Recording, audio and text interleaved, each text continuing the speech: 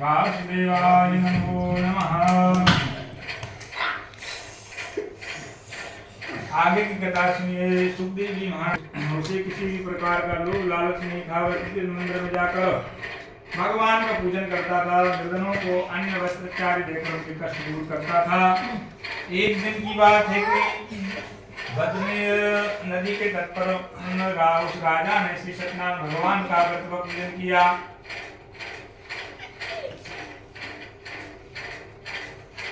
तभी नदी के तट पर एक बड़ी नौका आकर रुकी। उस नौका में एक धनी व्यापारी यात्रा कर रहा था। वो व्यापारी काफी धन कमाकर अपने नगर को लौट रहा था। उसका सारा धन उस नौका में रखा हुआ था। नौका उतरकर व्यापारी राजा के पास गया और राजा से पूछने लगा कि ये भक्त मैं हर पूर्णिमा को इस व्रत को करता हूँ, तो पूजा अर्चना कर भगवान को प्रसाद लेकर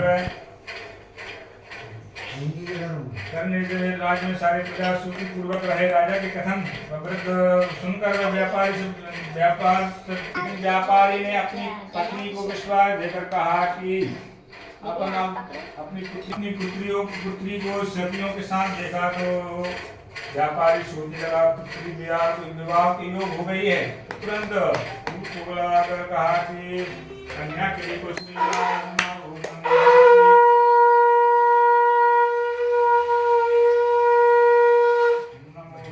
वासुदेवाय नमो नमः। तीर्थाय संपूर्णं तीर्थाय सूर्य सत्यनारायण भगवान की जय।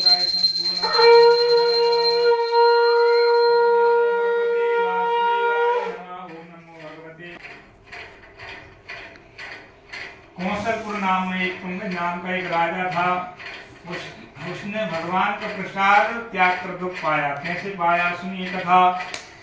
अपनी प्रजा के सम्मुख दुख का वो ध्यान रखता था, लेकिन एक बार की बात है कि सत्यनारायण भगवान का प्रसाद ग्रहण नहीं किया। तभी से वो चिंता मुक्त होकर धन दान संपत्ति से भंडारों से भरकर प्राणियों के जीवन के सारे सुख देने वाले श्री सत्यनारायण भगवान ने राजा को प्रसाद ग्रहण न करने से दंड दिया। एक दिन राजा था, उसने दशरथ हो गए मोक्ष पाया और व्यापारी जो था उसने मोक्ष में अपने पुत्र को आर्य ऋषि कर वैकुंठ धाम को प्राप्त। बोली सत्यनारायण भगवान की जय।